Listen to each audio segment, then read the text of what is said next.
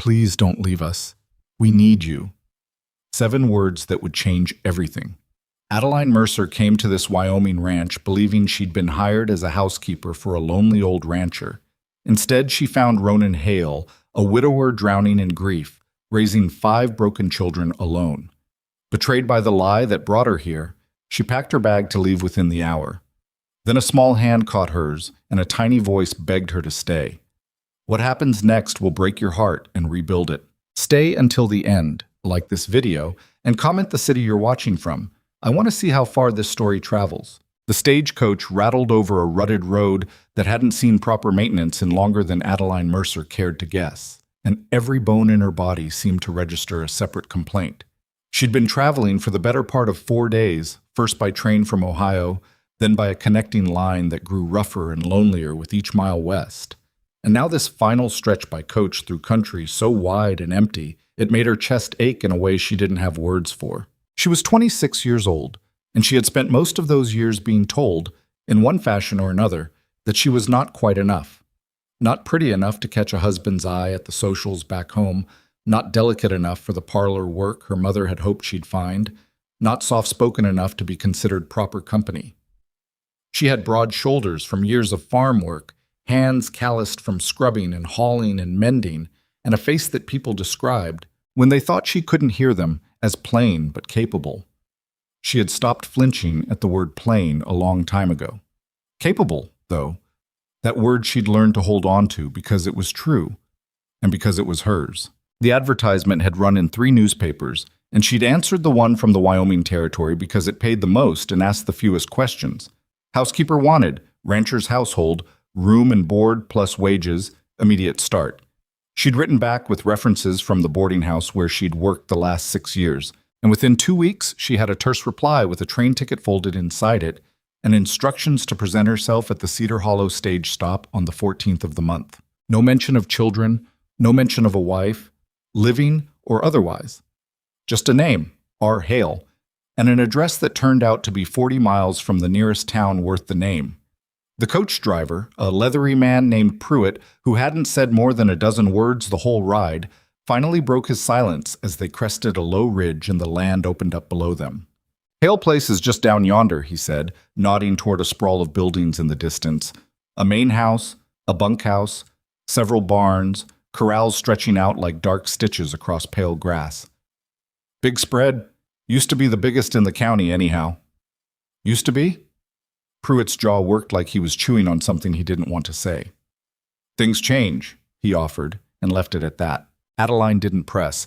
She'd learned in her years of taking work in other people's houses that people told you what they wanted to tell you, and prying rarely got you anything but resentment. She smoothed the front of her gray traveling dress, checked that her hair was still pinned the way she'd left it that morning, and tried to settle the nervous flutter in her stomach by reminding herself that a housekeeping position was a housekeeping position. She knew how to scrub a floor, season a stew, mend a torn shirt, and keep a household running on schedule. Whatever waited for her at the bottom of that hill, she could handle it. She had handled worse. The coach rolled to a stop in front of the main house, and Pruitt climbed down to help with her trunk, while Adeline took her first real look at the place that was meant to be her new home. It was a good house, or had been once. 2 stories of solid timber with a wraparound porch.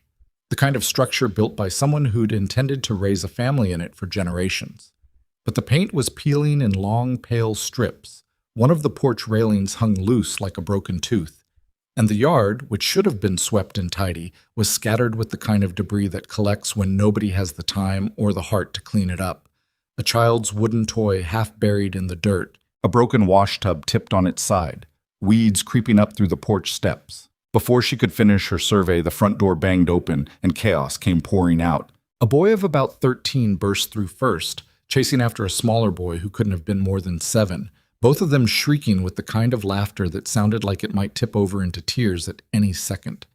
Behind them came 2 girls who looked enough alike to be twins, maybe 9 or 10 years old, one of them clutching a rag doll missing an eye, the other dragging a stick along the porch railing with a clatter that set Adeline's teeth on edge. And in the doorway, holding a baby on her hip with the exhausted, overwhelmed posture of someone twice her age, stood a girl who couldn't have been older than 15. Adeline stood frozen by the coach, her hand still resting on her trunk, watching this swarm of children erupt into the yard like something had finally broken loose after being held back too long. "Lord above," she murmured before she could stop herself. Pruitt, setting her trunk down in the dirt, gave a short, humorless laugh. "Didn't they tell you?" "Tell me what?" He didn't answer. He just touched the brim of his hat, climbed back up onto his seat, and clicked the reins, leaving Adeline standing alone in a strange yard with 5 children she hadn't been told existed, and a house that looked like it was barely holding itself together. The eldest girl, the one with the baby, seemed to notice Adeline for the first time. Her eyes went wide, and she called something over her shoulder into the house, her voice cracking with what sounded like relief. "Pa! Pa! Somebody's here!" A moment later, a man stepped out onto the porch, and Adeline understood, instantly and completely, that whatever she had expected of this job, it had not prepared her for him. He was tall, taller than she'd imagined from the curt letters, with the kind of build that came from years of physical labor rather than vanity, broad through the shoulders and chest, his forearms corded with muscle visible beneath rolled-up sleeves. He might have been handsome once, in an easy, unguarded way. She could see traces of it in the strong line of his jaw, the deep-set blue of his eyes. But there was something worn into his face now that had nothing to do with sun or weather, a kind of permanent exhaustion, the look of a man who had been carrying something heavy for so long he'd forgotten what it felt like to set it down. Dark circles shadowed his eyes. His clothes, though clean, hung looser on his frame than they should have, like he'd lost weight he couldn't afford to lose. He stopped on the top step and looked at her with an expression she couldn't quite read. Surprise, maybe? Or wariness, or both. "You're the housekeeper," he said. It wasn't really a question. "Adeline Mercer." She extended her hand, then realized he was too far away for the gesture to mean anything and let it drop, feeling foolish. "I answered your advertisement. Ronan Hale." He came down the steps slowly, like his body ached with the effort, and the children scattered around him like he was the center of gravity holding them all in place. "I wasn't expecting you for another 2 days. The trains ran faster than I figured." She glanced past him at the children, who had all gone quiet now, watching her with the open, unguarded curiosity that only children possessed. "Mr. Hale, your advertisement didn't mention—" She stopped, not sure how to finish the sentence without sounding like an accusation, even though that was exactly what it was. "Didn't mention the children." His mouth tightened. "No, it didn't. 5 of them. 6, counting the baby." Adeline felt something cold settle in her stomach. "I was told this was a housekeeping position for a rancher's household. I wasn't told I'd be caring for 6 children." "You won't be caring for them." His voice had an edge to it now, defensive in a way that told her she'd struck something raw. "You'll be keeping house, cooking, cleaning, mending. The children are my responsibility. Mr. Hale, with respect, I can see plainly that you're not managing that responsibility." The words came out sharper than she'd intended, but she didn't take them back. She'd spent too many years swallowing her opinions to keep peace in other people's homes, and something about the desperate, threadbare state of this place made her too tired to start now. "Where's your wife?" The yard went silent. Even the youngest of the children, who had been fussing in his sister's arms, seemed to sense the shift and quieted. Ronan's jaw tightened. "My wife passed 8 months ago. Childbirth fever after the baby came." He said it flatly, like a fact he'd recited so many times it had stopped being able to hurt him out loud, even if she could see in his eyes that it hurt him plenty inside. "I need someone to keep this house running while I keep this ranch running. That's the job. If you can't do it, I understand, and I'll see you're paid for your travel and put on the next coach back to the rail line." Adeline looked at him for a long moment and then past him at the children. The 13-year-old boy had drawn himself up straighter, trying to look older than he was, the way boys did when they sensed an adult conversation turning serious. The twin girls had pressed close together, the doll with the missing eye clutched between them like a shield. The 7-year-old had gone very still, his earlier laughter gone, replaced by an expression far too watchful for a child his age. And the eldest girl stood in the doorway with the baby, looking at Adeline with something that wasn't quite hope, because she'd clearly learned not to hope too hard, but was close enough to make Adeline's chest tighten. This wasn't a housekeeping job. This was a household in freefall, a man trying to hold together a family with both hands while the ranch slipped through his fingers. and a pack of children who had lost their mother and were watching their father disappear into grief and work, piece by piece, day by day. She had been lied to, not outright perhaps, but by omission, which felt worse in some ways because it meant he'd known what he was asking and had been afraid to say it plainly, afraid she'd refuse if she knew the truth. And she had every right to refuse. She hadn't traveled 4 days and crossed half a continent to walk into a situation no single woman could reasonably be expected to manage.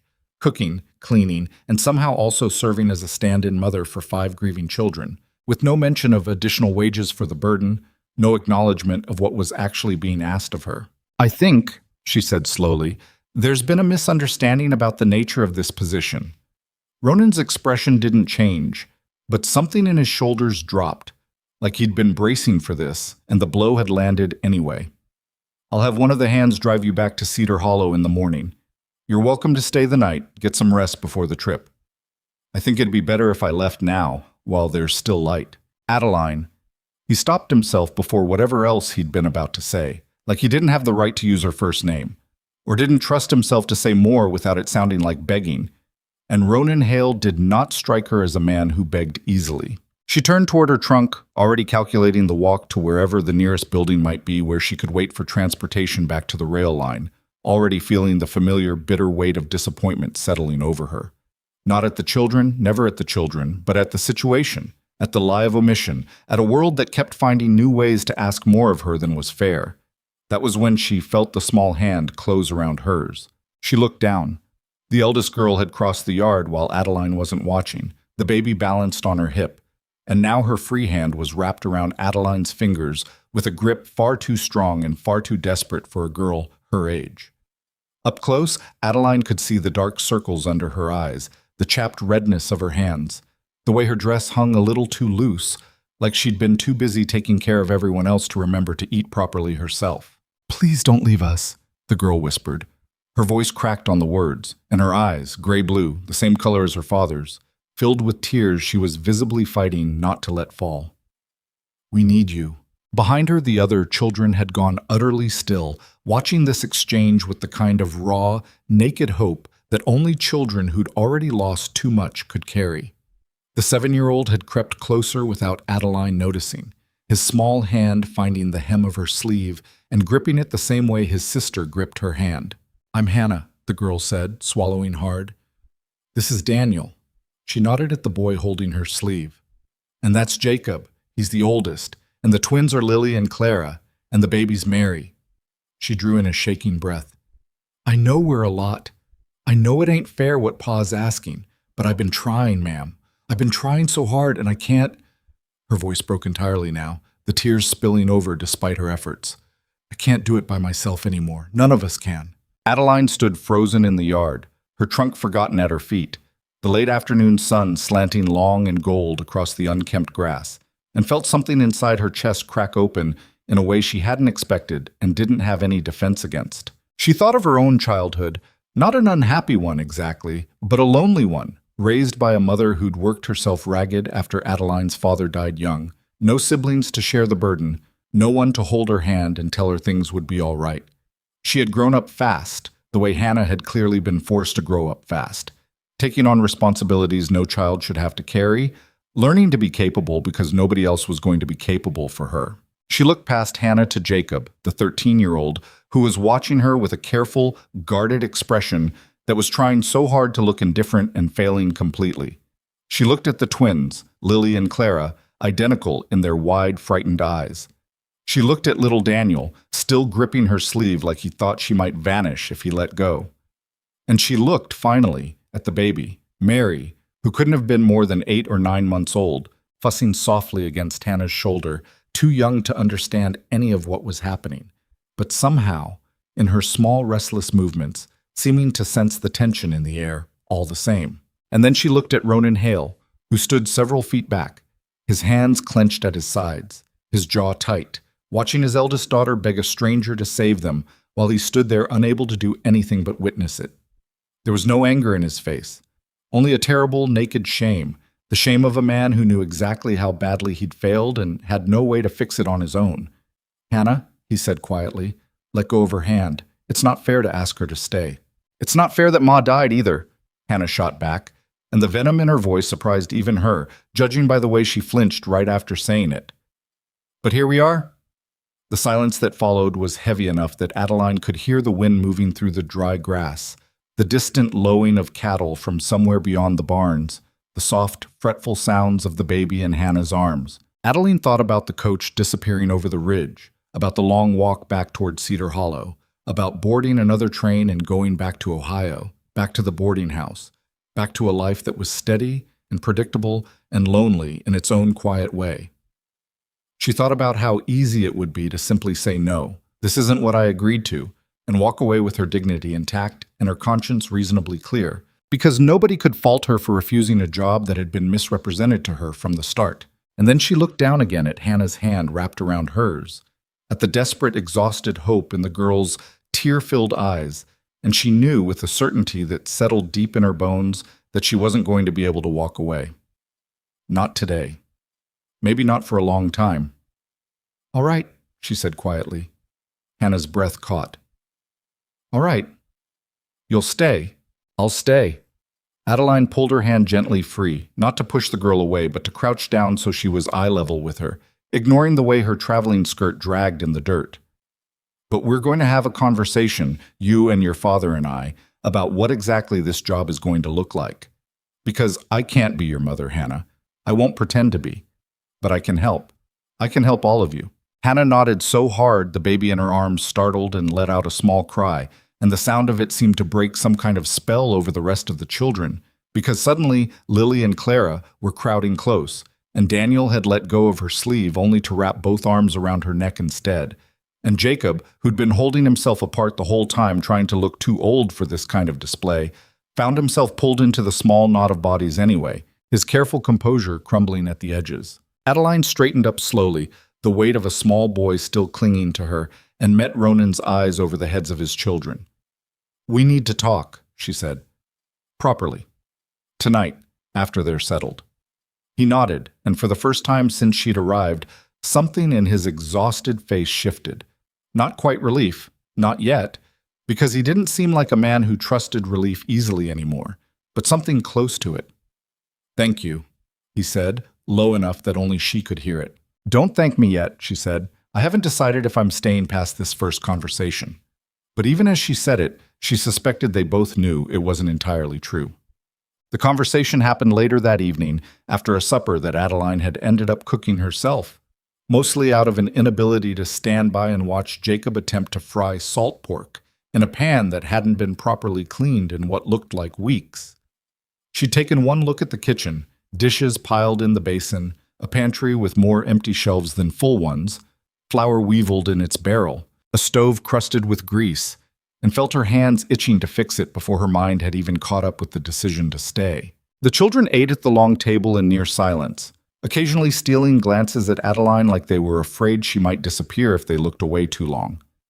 Jacob helped clear the plates without being asked, which told her something about the boy, that he'd been forced into responsibilities beyond his years and had simply absorbed them, the way children did when nobody else was going to step up. The twins washed dishes side by side, bumping shoulders companionably, occasionally whispering to each other in the private language of siblings who'd shared a womb. Daniel fell asleep at the table, halfway through his portion of beans, his head dropping onto his folded arms, and Hannah carried Mary off to put her down for the night with the weary efficiency of someone who'd done it 100 times before, far too many times for a girl her age. Ronan sat at the head of the table the entire meal, eating little, watching his children with an expression of such raw, helpless love that Adeline found it hard to stay angry at him, even though anger still simmered somewhere beneath her exhaustion.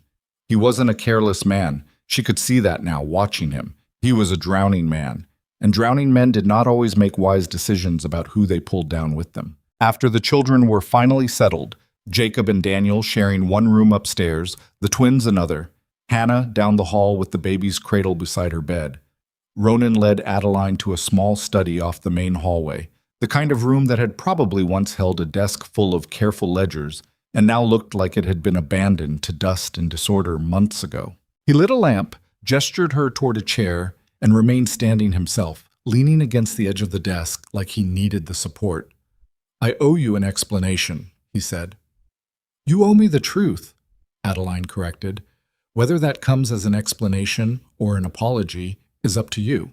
He had the grace to look chastened. Both, then. He rubbed a hand over his face, and in the lamplight she could see just how deep the exhaustion ran in him, etched into every line of his features. My wife, Eleanor, she died last fall.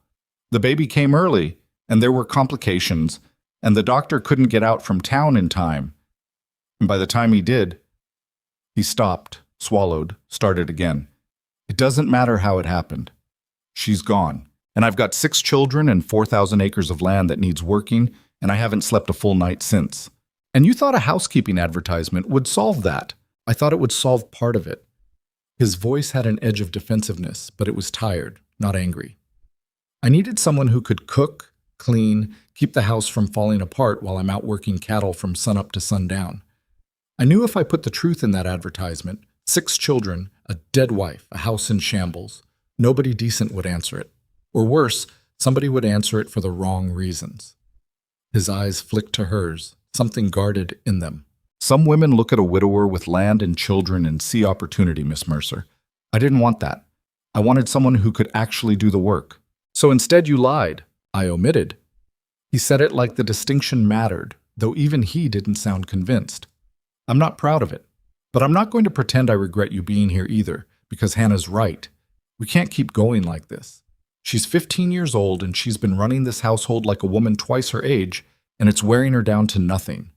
The twins have started fighting over the smallest things because nobody's got the patience to settle them anymore. Daniel wets the bed some nights and won't tell anyone because he's ashamed, and I only know because I find the sheets soaking in the wash bucket. Jacob stopped talking about anything that matters to him because he thinks he has to be the man of the house now. And he's 13 years old, Miss Mercer. 13. His voice cracked just slightly on the last word, and he turned away from her toward the dark window like he couldn't bear to let her see his face while he said the rest. And Mary doesn't even know her mother's voice. She's never going to know it. She's just got me, fumbling through feedings and not knowing if I'm doing any of it right, and a house full of children trying to raise themselves because their father's too consumed with keeping the ranch from going under to be the father they need. The room was quiet except for the soft hiss of the lamp and the distant sound of wind against the window pane. Why didn't you hire someone from town? Adeline asked finally. Surely there are women closer who could have helped.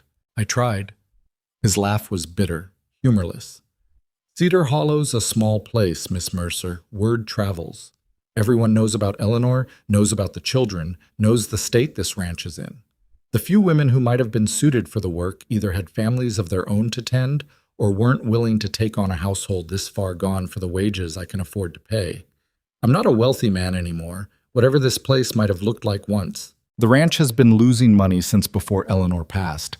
Drought 2 summers back, a bad winter that killed off near a third of the herd.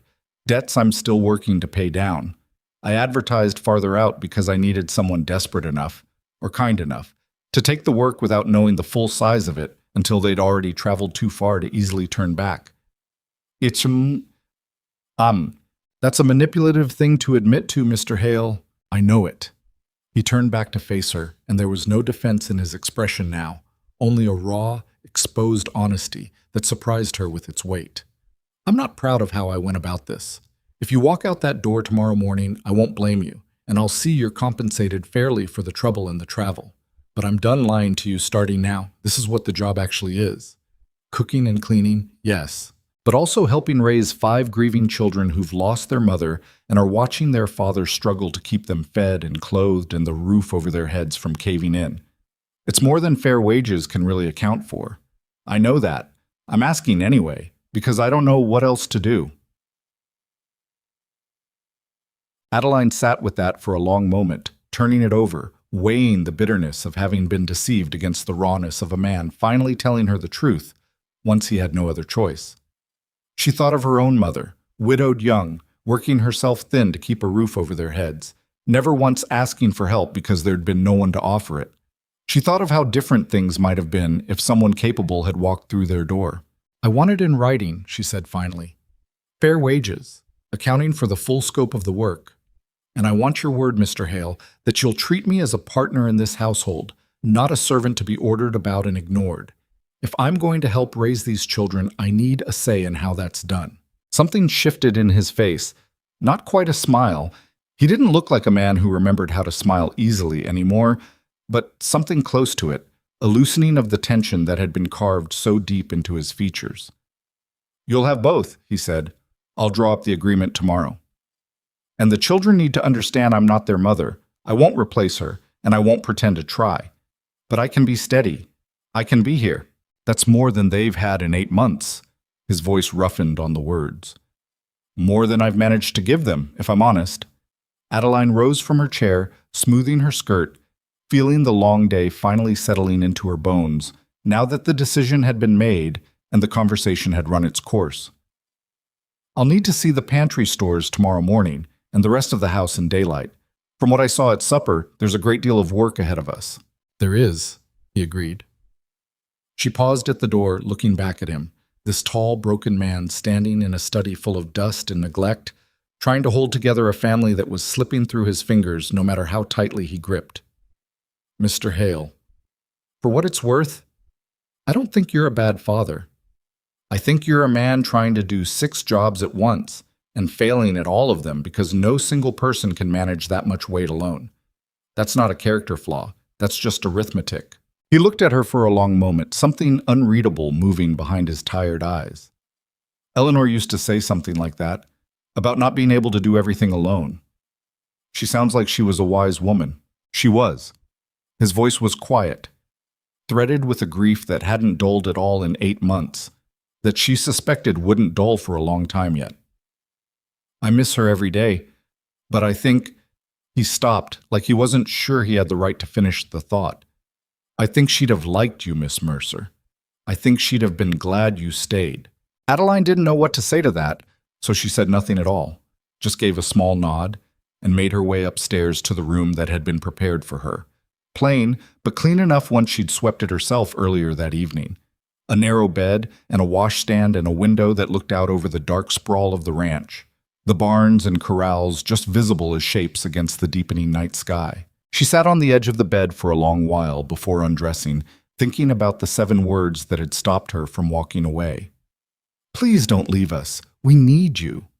She thought about Hannah's exhausted, too old eyes, about Jacob's careful guardedness, about the twins clinging to each other, about Daniel falling asleep at the supper table, about baby Mary who would never know her mother's voice. She thought about her own childhood loneliness, the years of being told she wasn't quite enough for one thing or another, and wondered, not for the first time, if perhaps this was exactly the kind of work she'd been shaped for all along, not despite her hard hands and unglamorous face and unromantic capability, but because of them. Perhaps the world had spent so many years telling her she wasn't soft enough, wasn't pretty enough, wasn't delicate enough for an easy life, because an easy life had never been what she was meant for. This house needed someone capable, someone steady, someone who wouldn't flinch at the size of the work or the depth of the grief soaked into every room. She lay down finally, exhaustion pulling at her, and just before sleep took her, she heard a small sound from down the hallway, the baby fussing, and then Hannah's tired voice, humming something low and broken and achingly sweet to settle her back to sleep. A song that didn't sound like it belonged to a 15-year-old girl. A song that sounded like something passed down, half remembered, from a mother who was no longer there to sing it herself. Adeline closed her eyes, and for the first time in longer than she could remember, she didn't feel like a woman who'd been overlooked or dismissed or judged for not fitting some prettier mold. She felt, instead, like a woman who'd finally found a place that needed exactly what she had to give. Tomorrow, she would start with the pantry. The kitchen needed proper order, the children needed a routine, and Ronan Hale needed to understand, in no uncertain terms, that a household couldn't survive on a single man's stubborn insistence that he alone could carry it all. But that was tomorrow's work. Tonight she let herself rest, lulled by the faint, fading sound of a song meant for a mother who'd never sing it again, carried now by a daughter too young to be singing it at all, and by the quiet, unfamiliar certainty that she had, against every plan she'd carried west with her, found somewhere to belong. The pantry was worse than Adeline had expected, and she'd already expected the worst. She stood in the doorway that first morning with the early light slanting gray through a window streaked with dust, and counted what was missing rather than what was there. A barrel of flour weevilled through, a tin of coffee scraped nearly clean, salt pork going rancid at the edges because nobody had thought to render it down properly. Jars of preserves that Eleanor must have put up the summer before she died, half of them already given over to mold. Sitting untouched on the shelf, like nobody in the house had been able to bring themselves to open the last things her hands had sealed shut, Adeline stood there a long moment before she let herself touch anything. "You don't have to do that today," Ronan said from behind her. He'd come in from the yard, hat still in his hand, watching her with the wary look of a man bracing for criticism he knew he deserved. "I do, actually." She reached for the moldy jars first because grief had its place, but rot didn't keep for anyone's feelings. "Mr. Hale, I need to know something, and I need you to answer me honestly. When was the last time anyone in this house ate a proper meal? Not beans and salt pork. A real meal." He didn't answer right away, which told her everything. "That's what I thought." She set the jars in a basket meant for the trash heap, her jaw tight. "All right, here's how today is going to go." By mid-morning, she had Jacob hauling water, the twins sorting through the linen closet for anything that needed mending, and Hannah, reluctantly, because the girl seemed unable to stop moving even when told to rest, sitting at the kitchen table with Mary on her lap while Adeline worked, so that for the first time in longer than Hannah could probably remember, somebody else was minding the baby, and she didn't have to. "You don't need to watch me cook," Adeline said, glancing over from the stove where she had a proper pot of stew going, real vegetables from what little remained viable in the root cellar, a ham bone she'd found buried in the back of the smokehouse that still had good meat on it.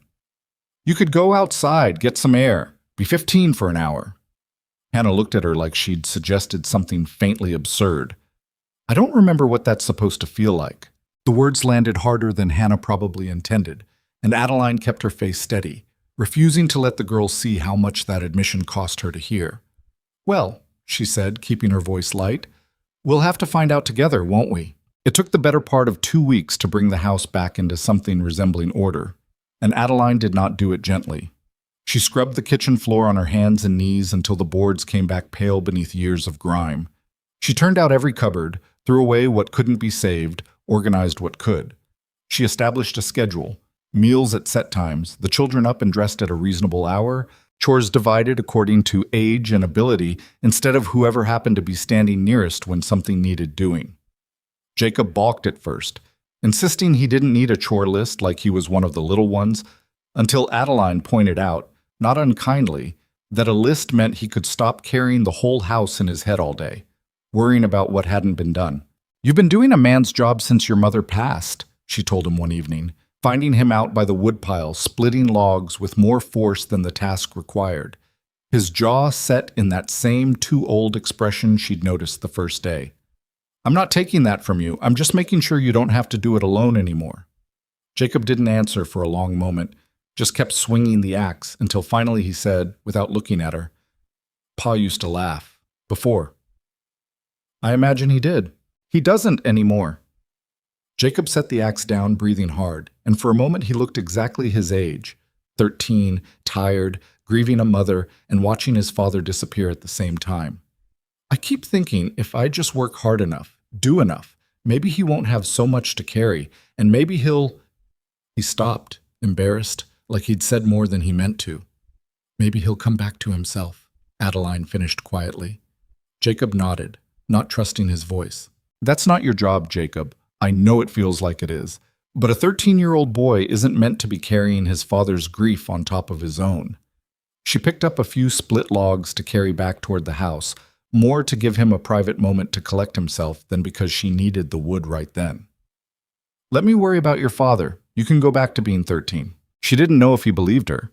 But the next afternoon she heard him out in the yard with Daniel, the two of them tossing a ball back and forth, Jacob's laugh, rusty, unpracticed, but real, carrying through the open kitchen window while she worked, and something in her chest eased at the sound of it. The twins were easier in some ways and harder in others.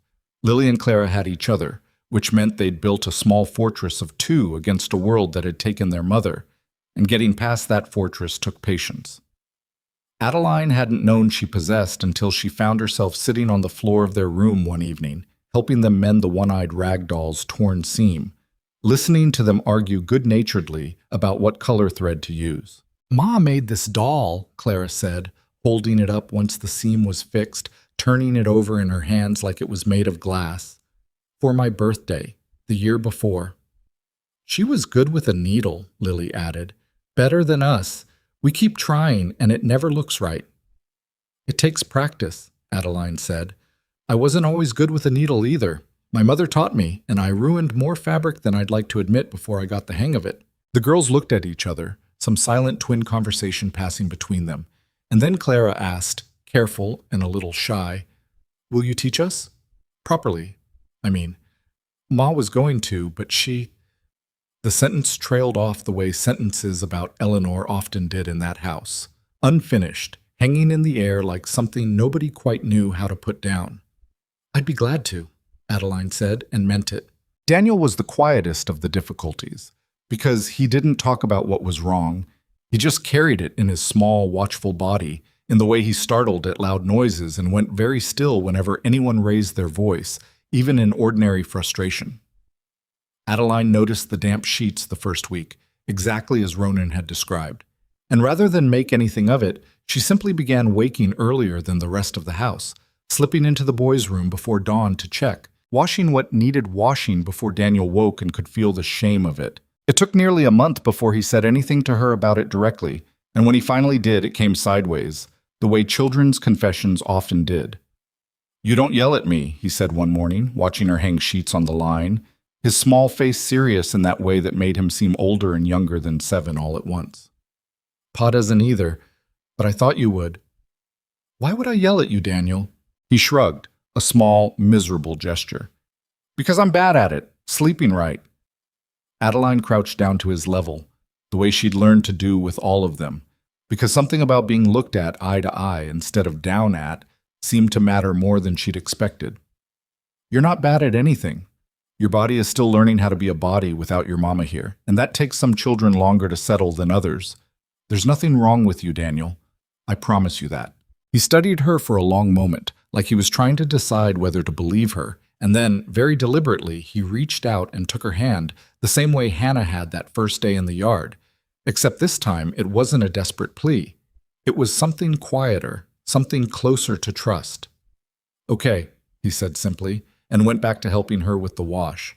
And Adeline had to turn her face away for a moment so he wouldn't see how close she was to tears. The baby was, in some ways, the simplest of all of them because Mary's needs were uncomplicated: feeding, changing, holding, the steady physical rhythms of infant care that didn't require the careful emotional navigation the older children needed. But there was something in the way Mary had started reaching for Adeline within the first week, fussing less in her arms than in anyone else's, that settled something in Adeline she hadn't expected to need settling. She had never imagined herself a mother. The opportunities that might have led there hadn't come her way, not with a face people called plain and hands too rough for most men's taste in a wife. But holding Mary in the evenings, humming the same half-remembered tune she'd heard Hannah singing that first night, she felt something unlock in her chest that she hadn't known was closed. Ronan watched all of this from a careful distance at first, like a man who wasn't certain he had the right to step closer, like he was afraid that whatever fragile improvement was taking hold in his household might shatter if he reached for it too eagerly. But Adeline noticed him noticing, the way his eyes would linger on Jacob laughing in the yard, on the twins bent together over a mending project, on Daniel falling asleep in his own dry bed without the haunted look he used to carry to it. She noticed, too, the toll the ranch itself was taking on him, the hollow exhaustion that came from a man trying to do the work of 3 hired hands by himself because he couldn't afford to pay for help, and was too stubborn, or too proud, or too lost in his own grief to ask for it even when he needed it most. It came to a head on an evening in late autumn, the air already carrying the first sharp edge of the winter that was coming, when Ronan stumbled into the kitchen so exhausted he could barely stand, having spent the entire day alone repairing fence line that should have taken 2 men working together. "Sit down before you fall down," Adeline said, not looking up from the stove, though she'd heard the unsteadiness in his footsteps the moment he came through the door. "I'm fine. You're swaying, Mr. Hale." He sat, mostly because his legs seemed to make the decision for him rather than any agreement on his part. and Adeline set a plate in front of him without comment, watching him eat with the slow, deliberate care of a man too tired to taste what he was putting in his mouth. "You can't keep doing this," she said finally, once the children had been sent off to their rooms, and the kitchen had gone quiet around the two of them. "Doing what?" "All of it, by yourself." She sat across from him, folding her hands on the table, choosing her words carefully because she'd learned in the weeks since she'd arrived that Ronan Hale did not respond well to being told what to do, only to being shown the cost of what he was already doing. "You're running 4,000 acres alone. You're up before dawn and you're not back inside until after dark. And some nights, you're not back inside at all because you're out checking on cattle in weather that would send a sensible man indoors. You can't carry a ranch this size on your own back, Ronan. It isn't strength. It's just slow ruin, dressed up to look like strength." His jaw tightened, the old defensive posture she recognized by now, the one that came up whenever someone got too close to the truth he didn't want to look at directly. "I don't have the money to hire help, not proper help, not the kind this place needs. You have money for a housekeeper. That's different." "Is it?" She held his gaze, refusing to back down from it the way she suspected most people in his life had learned to. "Mr. Hale, I have watched you nearly run yourself into the ground these past weeks. I've cleaned blood off your shirts from fence wire you didn't bandage properly because you didn't have time. I've seen you fall asleep at this very table because you wouldn't go to bed while there was still work undone. You cannot raise 5 children and run a ranch and grieve your wife all at the same time, alone, and expect to come out the other side of it in one piece. Something is going to break. I'd rather it not be you." The silence that followed stretched long enough that she thought he might simply get up and walk away from the conversation entirely, the way she suspected he'd walked away from every difficult conversation since Eleanor died, burying himself in work instead of facing what hurt too much to face directly. But he didn't walk away. He sat there, turning his coffee cup slowly between his hands, and when he finally spoke, his voice had lost its defensive edge entirely. "Eleanor used to handle the books," he said quietly, "and she'd tell me when I was working too hard, when I needed to slow down, hire on help instead of trying to do everything myself. I always listened to her. I don't know why it's so much harder to hear it from anyone else." "Maybe because listening to anyone else means admitting she's really gone," Adeline said gently. "That you have to keep making these decisions without her, instead of just borrowing her wisdom secondhand." Something in his face cracked open just slightly, the careful composure he wore like armor slipping for one unguarded moment. "I don't know how to do this without her," he admitted, and the rawness in his voice was unlike anything she'd heard from him before. "I don't know how to be a father to 6 children and run this ranch and figure out who I'm supposed to be now that the person who knew me best in the world is gone. I keep thinking if I just work hard enough, push hard enough, I won't have to feel how much it hurts. But it doesn't work. It just makes everything worse." Adeline didn't reach for his hand, though something in her wanted to. Instead, she let the silence hold a moment, giving the admission room to breathe before she answered it. "Then hire the help," she said simply. "Not because it solves the grief. Nothing's going to solve the grief, Ronan. It's just something you carry from here on, a little lighter some days than others. But because a tired, broken man trying to do 6 men's work isn't going to be able to be present for his children, no matter how hard he tries. You need to let some of this go so you have something left to give them, and to yourself." He looked at her for a long moment, something working behind his tired eyes, and then he nodded, slow and reluctant but real. "There's a man in town, Caleb Bryant, good with cattle, honest, been looking for steady work since his last position let him go over the summer. I've been putting off asking him because I didn't want to admit I couldn't manage without him. Ask him tomorrow." "I will." He managed something that was almost a smile, the first real attempt at one she'd seen from him since she'd arrived. "You're a stubborn woman, Miss Mercer. I've been called worse. I imagine you have." Something shifted in his expression then, quieter, more searching. "People in town will talk, you know, about you being here. A woman, unmarried, living under my roof with no chaperone but 5 children and a baby. Cedar Hollow isn't a place that keeps its opinions to itself.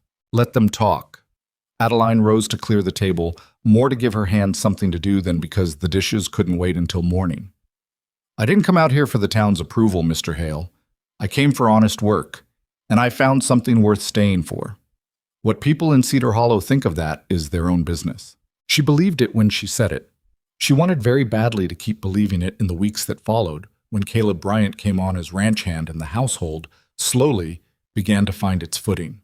When meals came regular and the woodpile stayed stocked, and the children's laughter became less of a rare, startling sound and more of an ordinary one, filling the rooms of a house that had been too quiet for too long. But Cedar Hollow, as it turned out, did not keep its opinions to itself, no matter how much Adeline wished otherwise. It started small, the way these things usually did. A comment overheard at the mercantile when she went in for supplies, two women near the flour barrels lowering their voices just enough to suggest discretion while pitching them just loud enough to be sure she heard. "Did you see the housekeeper Ronan Hale brought in? Heavens, the poor man must be desperate. I heard she's built like a man, near as broad in the shoulder." Well, what choice does he have, with all those children? I suppose a woman like that's grateful for any position at all, plain as she is. Adeline had kept her chin up and her purchases brisk, and had not let her face show what the words cost her, because she'd had a lifetime of practice not letting it show. But the words followed her home anyway, the way unkind words always did, settling into the quiet places of her mind where she couldn't quite keep them out. It got worse before it got better. There was a church social in November that she attended at Hannah's insistent urging, the girl wanting, fiercely, for Adeline to have something of her own beyond the ranch, some thread of ordinary life. And Adeline stood near the refreshment table in her one good dress, watching the other women cluster in their tight, well-dressed groups, none of them quite looking at her directly, all of them somehow managing to look at her sideways. "She's not even pretty," she heard one woman murmur to another, not quite as quietly as the speaker clearly believed. "I don't understand what Ronan Hale was thinking, bringing a woman like that into his house with all those children around. People will talk." "Maybe he wasn't thinking with sense at all," came the reply, edged with something ugly and knowing. "Maybe a man that desperate doesn't much care what a woman looks like, so long as she'll do the work nobody else wants." Adeline set down her cup of punch with great care because her hands had started to shake, and she did not want anyone in that hall to see it, and walked outside into the cold November air, where she stood alone by the hitching post and breathed until the burning behind her eyes subsided enough that she could trust herself not to cry in front of strangers. She did not hear Ronan come up beside her until he spoke. "I heard them," he said quietly. "Some of it, anyway. It doesn't matter what they think. It matters to me." His voice carried an anger she hadn't heard from him before, low and controlled, but unmistakably real. "You've given this family more in 2 months than most people manage to give in years, and they stand in there gossiping about your face like it's any business of theirs at all. People will always find something to say, Mr. Hale. I learned a long time ago that the only thing to do about it is keep working and let them talk themselves hoarse." She kept her eyes on the dark road stretching back toward the ranch, refusing to let him see how much the evening had actually cost her. "It doesn't change what I came here to do." But that night, lying in her narrow bed with the wind picking up outside her window, she found the words from the social circling back regardless of how firmly she told herself they didn't matter. Not even pretty, what was Ronan Hale thinking? A man that desperate doesn't much care what a woman looks like. And she understood, with a tired, familiar ache, that the world's judgment had followed her even here, to the one place she'd finally begun to feel like she belonged. Winter was coming fast now, the wind sharpening with each passing week, the cattle needing to be moved to lower pasture before the first heavy snow. The whole ranch bracing itself for the brutal season ahead the way it always had to, every year, regardless of grief or gossip or anything else that might be weighing on the people trying to survive it. Adeline threw herself into the preparations alongside Ronan and Caleb and the children, stocking the root cellar, mending winter coats, banking the windows against drafts, and tried to let the rhythm of necessary work crowd out the unkind words still echoing in her mind. She did not yet know how close that winter would come to taking everything from them, or how much the cruel whispers of Cedar Hollow would matter less and less against what was coming down from the mountains. A storm that would test every ounce of strength this fragile, rebuilding family had left, and reveal, in the worst possible way, exactly what each of them was truly made of. The storm announced itself 3 days before it arrived, in the way storms did out on that high plain. A strange stillness in the air, the cattle bunching tight along the fence lines like they could feel something coming that no man could yet name. Caleb Bryant read it first, squinting at a sky gone the color of an old bruise off to the northwest, and said the word that made Adeline's stomach drop before she even understood why. "Blizzard," he said. "Big one. I can smell it coming." Ronan didn't waste time arguing with a man's instincts when those instincts had kept cattle alive through worse winters than this one. He was out the door within the hour, riding the fence line with Jacob at his side. 13 years old and insisting, with a stubbornness that mirrored his father's own, that he was old enough to help bring the herd down from the upper pasture before the weather closed in. "I don't like it," Adeline said, standing on the porch with her arms wrapped around herself against the cold, watching the two of them check their saddles in the gray morning light. "Take Caleb instead. Caleb's mending fence on the south side, and that needs doing too, or we lose stock that way instead." Ronan swung up onto his horse, and for a moment, looking down at her, something passed between them that neither one of them had a name for yet. Something that had been building slow and quiet through the weeks of shared work and shared worry, neither of them ready to look at it directly. "We'll be back by dark. The herd's not but 6 miles up." 6 miles is a long way in a storm like the one Caleb's smelling. "I know my land, Adeline." His voice gentled, just slightly, on her name. "I've ridden this ground my whole life. We'll be fine." She watched them go, Jacob sitting straighter in his saddle than she'd ever seen him, trying so hard to look like a man his father could rely on, and she felt a cold unease settle into her chest that had nothing to do with the weather. By noon, the sky had gone the color of a fresh bruise, turning yellow-green at the edges, and Hannah came to find her in the kitchen, Mary on her hip, her face pale. "It's getting worse," Hannah said. "Caleb came in, said the wind shifted bad." Adeline went out onto the porch and felt it herself. The temperature had dropped sharp in the last hour, and the wind carried an edge to it now that cut straight through her shawl. Snow had started, fine and dry, the kind that meant business, the kind that would pile and drift and bury a man who lost his bearings in it. "How long ago did your father and Jacob leave?" "Before dawn." Hannah's voice had gone thin and frightened. "They should have been back by now if they were just bringing the herd down." The afternoon stretched into a special kind of agony, the kind Adeline hadn't experienced before but recognized instantly for what it was. The helpless waiting of people who loved someone caught out in weather that was actively trying to kill them. The wind picked up until it screamed around the corners of the house, and the snow that had started fine and manageable thickened into something that swallowed the barn from view entirely. Then the corral, then the world beyond the porch rail. Caleb came in just before full dark, ice crusted in his beard, having ridden the south fence as far as he dared before the whiteout forced him back. "Can't see 10 feet in front of you out there," he said, stamping snow from his boots, his face grim. "If they're not back yet." He didn't finish the sentence. He didn't have to.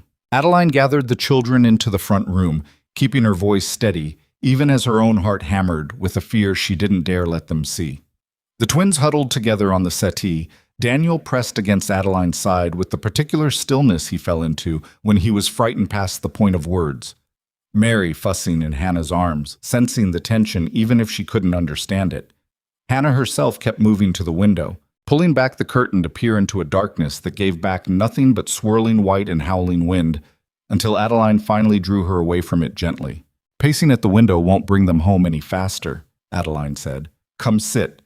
We'll keep the fire going and we'll wait together." "What if something's happened to them? Then we'll deal with that when and if it comes. Right now, all we can do is keep this house warm and ready for when they walk back through that door." She said it with more confidence than she felt, because that was what the children needed from her in that moment. And she had learned over the past months that what people needed from you mattered more than what you actually felt inside. It was nearly 9 o'clock, the storm screaming full force against the windows, when Caleb burst back into the front room from where he'd been keeping watch on the porch, shouting that he'd seen lantern light moving through the snow. What came through the door minutes later was barely recognizable as the two men who'd ridden out that morning. Jacob stumbled in first, half carried by his father, his face white and his lips a frightening shade of blue, ice crusted thick in his hair and eyebrows. But it was Ronan who made Adeline's heart stop entirely. He was holding his left arm against his body at an angle that no uninjured arm should bend, his coat torn open at the shoulder, blood frozen dark and crusted down his sleeve, and he was barely staying upright even with Jacob's weight no longer fully on him. "Ronan!" She was across the room before she'd fully registered moving, getting under his good shoulder just as his legs began to genuinely give out beneath him. Caleb, help me get him to the settee. Hannah, get the twins and Daniel upstairs now and keep them there. Jacob. She looked at the boy, who was shaking so hard his teeth chattered audibly, snow still melting in dirty rivulets down his face. Jacob, can you walk? I need you by the fire, wrapped in every blanket we have. Pa? Jacob managed through chattering teeth. Pa went back for the calves. Fence gave way and a dozen head went through, and he went back in after them, and I tried to stop him. You did exactly right staying close to him, Adeline said firmly, even as her hands were already working at the buttons of Ronan's torn coat, assessing the damage to his shoulder with a calm she had to manufacture out of pure will. Caleb, I need hot water, clean cloth, and the whiskey from the cabinet, now. Ronan's eyes were only half focused, his breathing shallow and uneven, but he managed to catch her wrist with his good hand as she worked. Cattle, he rasped. Did we get them down? I don't remember. You got them down, Caleb said grimly, already moving toward the kitchen. Brought the whole herd in, near as I can tell from what's bunched in the near pasture. Cost you plenty doing it, though. Stop talking and let me work, Adeline said, and there was an authority in her voice now that surprised even her. The voice of a woman who had decided, in the space of about 30 seconds, that panic was a luxury she could not afford. Ronan, I need you to tell me what hurts besides the shoulder. Everything, he admitted, a ghost of dark humor in the word, even through the pain etched across his face. Mostly the shoulder. Fence wire caught me when I went back for the last calf, dragged me a stretch before I got loose. The shoulder, once she'd cut away enough of his shirt to see it properly, was dislocated, the joint sitting wrong beneath skin already darkening with bruise, and there was a deep gash along his collarbone where the wire had torn through. Adeline had set a dislocated shoulder exactly once before, years ago, helping a doctor back in Ohio who'd needed an extra pair of steady hands, and she sent up a silent, fervent hope that her memory of the procedure held true as she positioned herself and looked Ronan dead in the eye. This is going to hurt considerably more before it hurts less, she warned him. Do it, he said, and didn't look away from her face as she did. The sound he made when the joint went back into place was something she would hear in her memory for a long time afterward, a sound torn out of him that he tried and failed to swallow back, but the relief that washed over his features immediately after told her she'd done it right. She worked fast after that, cleaning and binding the wound at his collarbone, checking Jacob over for frostbite, while Caleb fed both of them broth and got the fire built up roaring, and it was well past midnight before she finally allowed herself to sit down, hands shaking now that the crisis had passed enough for her body to admit how frightened it had actually been. Jacob, wrapped in blankets by the fire with color slowly returning to his face, watched her with something like awe.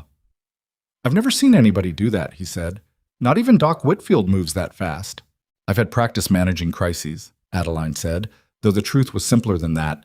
She had simply refused to let herself fall apart, while two people who needed her were actively bleeding and shaking in front of her, and the falling apart would have to wait for later, alone, when nobody needed her steady anymore. That later came around 2 a.m, when the house had finally gone quiet, the children sleeping fitfully, Caleb gone out to check the barn one more time despite the storm still howling outside, and Ronan finally drifted into the kind of exhausted sleep that came from a body that had been pushed past every reasonable limit. Adeline sat beside the settee where they'd settled him, unwilling to leave him alone in case the bleeding started again, or the fever she was watching for began to climb, and it was there, in the dim firelight, that she finally let her own hands shake the way they'd wanted to all night. She didn't hear him wake. She only realized he was conscious again when his voice, rough and quiet, broke the silence. You saved my arm tonight. Maybe my life. You'd have managed. I wouldn't have. He shifted slightly, wincing at the movement, his eyes finding hers in the low light with an intensity that made something in her chest go very still. I want to tell you something, and I need you to hear it plain, because I might not have the nerve to say it again once the sun's up, and I've had time to remember how much easier it is to keep things to myself. Ronan, you should rest. Adeline, her name, unadorned, stopped her completely. When I put that advertisement in the paper, I told myself I was looking for a housekeeper, somebody to cook and clean and keep the children fed while I ran the ranch. That's what I told myself, and that's what I told you, more or less, the day you arrived. He drew a slow breath, like the words cost him something to push out. It wasn't true. Not really. I wasn't looking for a housekeeper. I was looking for somebody who could save what was left of this family, because I'd already worked out, deep down, that I couldn't do it by myself. I just didn't have the courage to put that in a newspaper advertisement. Who answers an advertisement that says, "I'm drowning, please come save my children, because I don't know how anymore"? Adeline sat very still, her hands folded tight in her lap, listening to a man strip away the last of his pride in the quiet dark of a house that had nearly lost him hours before. "You did save them," he continued, his voice rough with something that wasn't only physical pain. Jacob's laughing again. "Daniel sleeps through the night now. The twins aren't near so frightened of every little thing. Hannah's started acting like a girl her age instead of a mother twice her years. And Mary," his voice caught entirely on the baby's name, "Mary reaches for you before she reaches for anybody else in this house, including me. You did that. Not the wages I'm paying you. You. I came here for a job, Ronan. I stayed because of Hannah, and because I watched 5 children who needed something I happened to be able to give. That's not some special virtue in me. Anybody decent would have done the same." "That's not true, and you know it isn't." His eyes held hers, steady, despite the pain and exhaustion etched across his face. Plenty of decent people would have turned right back around at that coach and gone home to Ohio, and nobody could have blamed them for it. You stayed. You stayed when the whole town gossiped about your face like it was any of their business. And you never once let it change how you treated my children. Never once let it make you smaller than you are. I've watched you build something in this house that Eleanor's death nearly destroyed, and I don't know how to thank you for that in any way that doesn't sound foolish. Wot, you don't need to thank me. I think I do." He shifted again, and this time when he reached for her hand with his good arm, she let him take it, his grip weaker than usual, but no less certain for the weakness. "I've spent 8 months telling myself I needed help running this ranch, raising these children. That was true, but it was also a smaller truth hiding a bigger one. The bigger truth is that I needed somebody to remind me how to be alive again, Adeline. Not just functioning, alive. I'd forgotten what that felt like until you walked into this yard and refused to let any of us keep drowning quietly." The fire popped softly in the grate, and outside the wind had begun, finally, to lose some of its earlier fury, the worst of the storm passing over even as its aftermath would linger for days.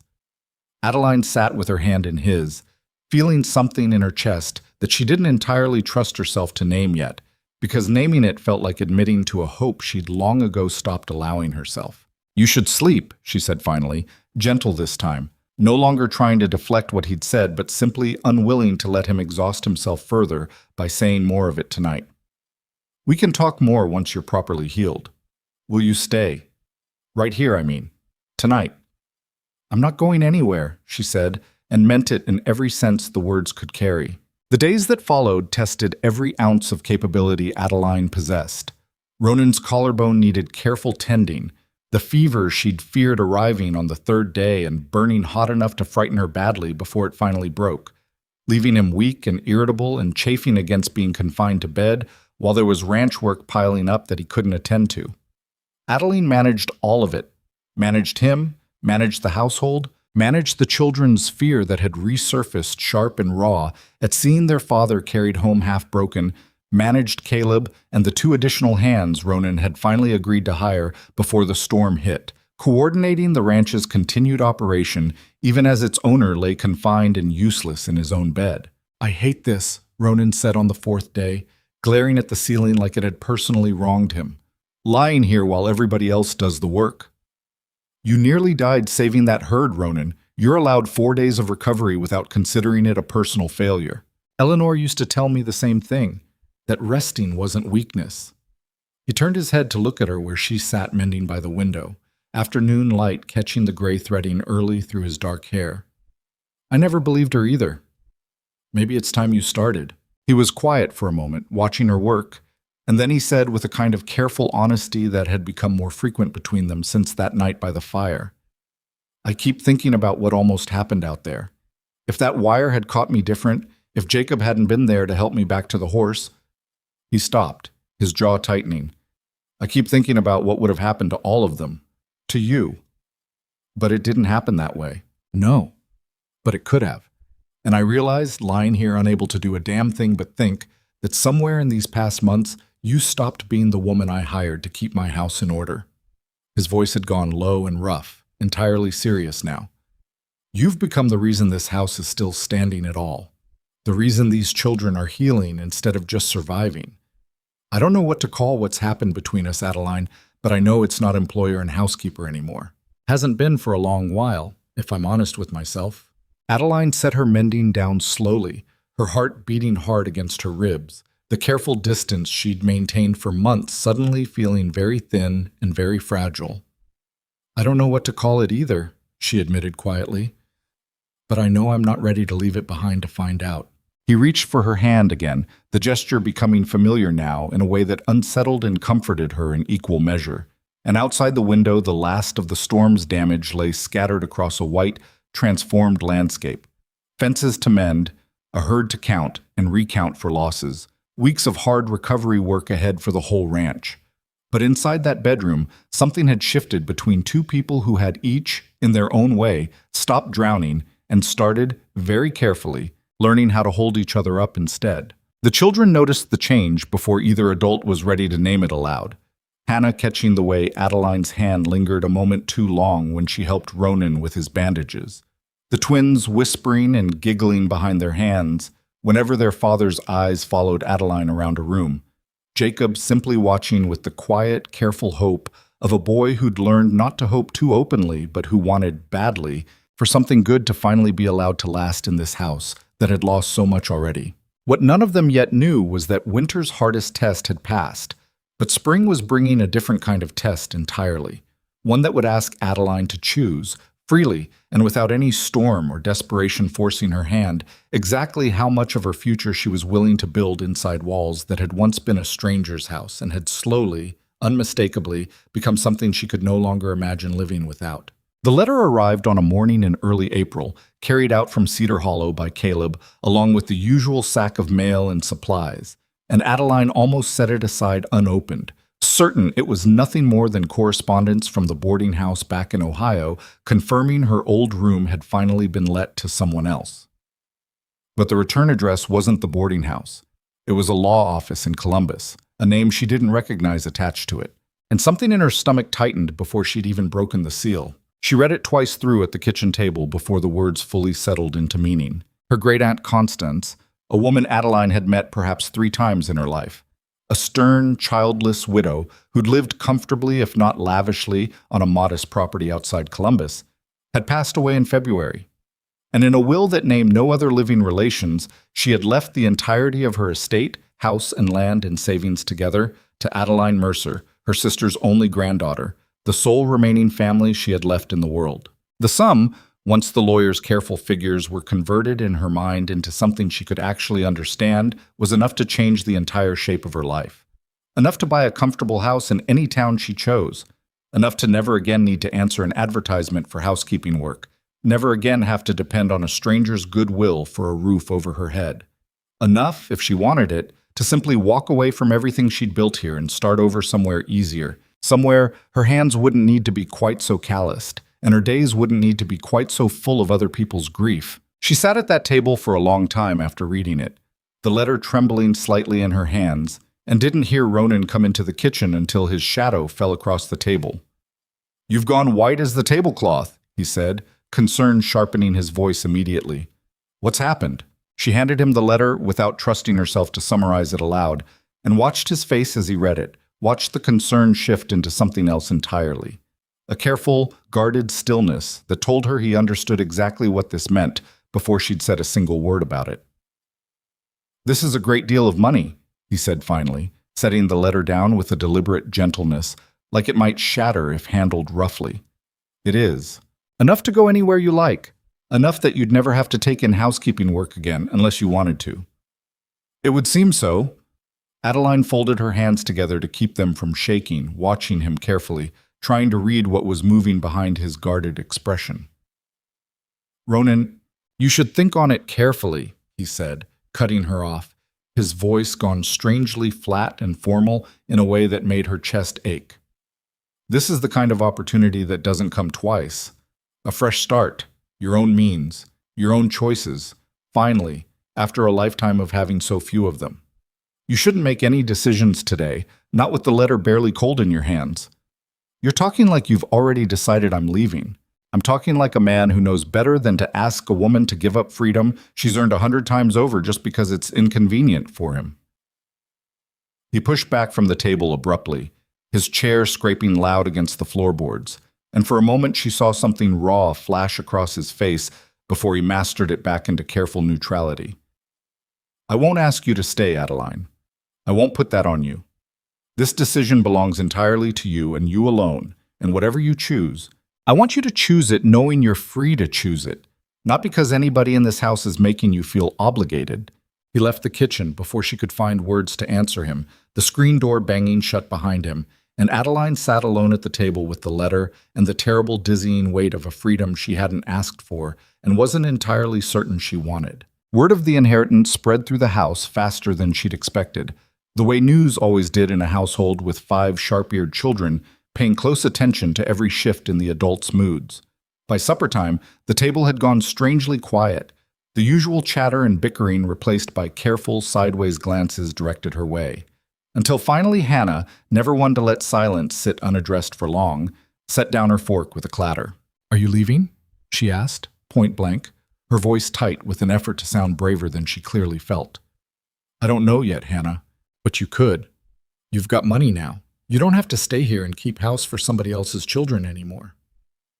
The words came out sharp, almost accusatory, though Adeline understood immediately that the sharpness was fear dressed up as anger, the same defense mechanism the girl had used the very first day in the yard. "You could go anywhere, be anybody. Why would you stay here?" "Hannah?" Ronan's voice carried a warning, but Adeline held up a hand to stop him. "It's a fair question," she said gently, looking around the table at all of them, Jacob watching her with carefully guarded eyes, the twins clutching each other's hands beneath the table, Daniel gone very still and small in his chair, even baby Mary seeming to sense the tension thick in the room. "I don't have an answer yet.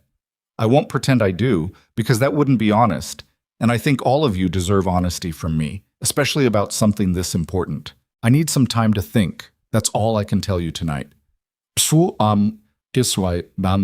The children accepted that with the particular painful patience of people who'd already learned that the adults in their lives didn't always control what happened to them, and the meal finished in a subdued hush that followed Adeline up to bed that night and sat heavy on her chest as she tried, and largely failed, to sleep. She spent the next several days in a strange, suspended state, going through the motions of her usual work, cooking, mending, minding Mary, helping the twins with their needlework, while turning the decision over and over in her mind without managing to land anywhere solid. She thought about Ohio, about the boarding house and the small, predictable life she'd left behind, and found she felt nothing for it now but a kind of distant indifference, as if that life belonged to someone else entirely, a woman she used to be before she'd learned what it felt like to be genuinely needed. She thought about freedom, about waking up answerable to no one, about choosing her own town, her own house, her own quiet, unbothered days, and found that the image, which should have felt like relief, instead felt strangely hollow, like a room with all the furniture removed. And she thought, more than anything else, about the children, about Jacob's rusty laugh returning to the yard, about the twins' careful growing trust, stitch by stitch, doll by mended doll. About Daniel's small hand finding hers without hesitation now, his nights finally dry and untroubled. About Hannah, who had begged a stranger not to leave on the very first day, and was now terrified all over again of being left behind by the one person who'd actually stayed. About Mary, not yet a year old, who reached for Adeline before anyone else in the room, who would have no memory at all of a time before Adeline existed in her small world if Adeline chose to remain in it. And she thought about Ronan, about the man who had stripped away his pride in the dark hours after the storm and told her plainly what he'd really been searching for when he placed that advertisement, about the careful way he'd told her today that the decision belonged to her alone, refusing even now, with everything at stake, to manipulate her into staying. She understood, turning it over, that this refusal to ask was itself a kind of answer, a measure of a man who had learned, through losing Eleanor, exactly how much it cost to hold someone against their will, even in the gentlest, most loving ways. He would rather lose her honestly than keep her dishonestly, and something about that honesty mattered to her more than any inheritance possibly could. She found him on the fourth evening, out by the corral fence, watching the sunset spread orange and gold across land that was finally, after a hard winter, beginning to show the first green, stubborn signs of spring.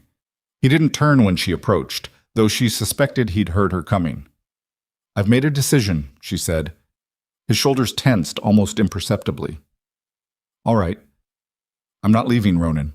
He turned then, and the look on his face, cautious hope, warring with a lifetime's worth of learned disappointment, like he didn't quite trust himself to believe what he'd just heard, nearly broke her heart all over again. "You don't have to say that out of obligation," he said carefully. "The children will understand eventually if you—" "I'm not saying it out of obligation." She closed the distance between them, needing him to see in her face that this was true, fully true. Not a sacrifice she was making out of guilt or pity. "I've had 4 days to think about every possible life that money could buy me, Ronan. A house of my own, a town where nobody whispers about my face behind their hands, complete and total freedom to do whatever I please with my days. And I kept coming back to the same thing every single time. None of it felt like anything set against what I have here." "What do you have here?" His voice had gone rough, careful, like he needed to hear her say it plainly before he let himself hope it meant what he thought it meant. "A family that needs me. Children I've come to love like they're my own, even though I know I'm not their mother and never will be. Work that matters, every single day, in a way that scrubbing floors in a boarding house never once mattered." She held his gaze steadily. "And you? A man who told me, in the dark, after nearly dying, that I'd given him back something he thought he'd lost forever. A man who just told me, today, that he'd rather lose me to my own freedom than keep me through obligation. I don't think there's a house in Columbus, however comfortable, that could ever mean as much to me as that does." Ronan was quiet for a long moment, the sunset deepening around them, the first frogs of the season starting their evening chorus somewhere down by the creek. When he finally spoke, his voice had lost its careful guardedness entirely, replaced by something raw and unhidden. "I wasn't going to ask this," he said. "I told myself I had no right to, not with you having just decided to stay for the children's sake, not wanting you to feel cornered into anything more. But I find I can't quite hold it back any longer, so I'm going to say it plain and let you do with it what you will." He took her hand, his grip steady now, none of the earlier hesitation left in it. "I don't want you here as my housekeeper anymore, Adeline. I haven't wanted that in a long while. If I'm honest, and I think you've known it too, even if neither of us said it outright. I want you here as my partner. In raising these children, in running this ranch, in whatever years I've got left to build something worth having. I'm asking you to marry me, not because I need somebody to cook and clean, but because I can't imagine building any kind of future that doesn't have you standing in the middle of it." Adeline felt the words land somewhere deep in her chest, a warmth spreading through her that had nothing to do with the fading sunset and everything to do with the man standing in front of her, broken and rebuilt in equal measure, finally healed enough to ask for what he actually wanted instead of simply what he needed. "I came out here answering an advertisement for honest work," she said, her voice thick with emotion she no longer tried to hide. "I never once imagined I'd find a family or a home or—" She paused, searching for the right word, and found it waiting there plainly, simply, the truest thing she'd ever said. "Or love, Ronan. I never imagined I'd find that either, not for a woman like me. But I have. All of it. And yes, I'll marry you." The sound that came out of him then was somewhere between a laugh and something closer to a sob, relief and joy tangled together, after 8 months of grief and exhaustion finally giving way to something lighter. And he pulled her into an embrace that nearly lifted her off her feet, careful of his still healing shoulder, but unwilling to let even that stop him from holding her as tightly as he could manage. They told the children that evening, gathering everyone into the front room after supper, and the reaction was instantaneous and overwhelming. Hannah bursting into tears and throwing her arms around Adeline's waist so hard it nearly knocked her over, the twins shrieking with a joy that startled Mary into fussing before she too seemed to catch the contagious excitement filling the room. Daniel grinning so wide and unguarded that Adeline had to blink hard against her own tears at the sight of it. And Jacob, 13 years old and trying so hard to maintain some dignified composure, ultimately abandoning the effort entirely to hug his father and then Adeline in turn, his voice cracking when he said simply, "I'm glad. I'm really glad." "You're staying," Hannah kept repeating, like she needed to say it aloud several times before she could fully believe it. "You're really staying. For good." "For good," Adeline confirmed, smoothing the girl's hair back from her tear-streaked face. "This is my home now, Hannah. All of you are my family. I'm not going anywhere." In the weeks that followed, word of the engagement spread through Cedar Hollow exactly as Adeline expected it would, with the same sharp-edged gossip that had followed her since her arrival, women murmuring behind gloved hands about the plain housekeeper who'd somehow managed to land herself a respected rancher and his fortune besides. Speculation about whether the inheritance had been the real draw all along, whether a woman like that could possibly have caught a man like Ronan Hale through anything but calculation. Adeline heard fragments of it whenever she went into town, the same old cruelty wearing new variations, and found, to her own quiet surprise, that it had largely lost its power to wound her the way it once had. She understood why, eventually, turning it over one evening while mending a shirt by the fire, Ronan reading nearby with Mary asleep against his chest. The gossip had hurt before because some small, wounded part of her had still believed it might be true, that she really wasn't enough, that her capability and her steadiness and her hard hands could never outweigh a face the world insisted on calling plain. But she didn't believe that anymore. She had watched herself become essential to this household, watched 5 children's lives steady and brighten, because of work only she had been capable of doing, watched a grieving, broken man find his way back to himself because she'd refused to let him drown alone. The gossip could say whatever cruel small things it wanted.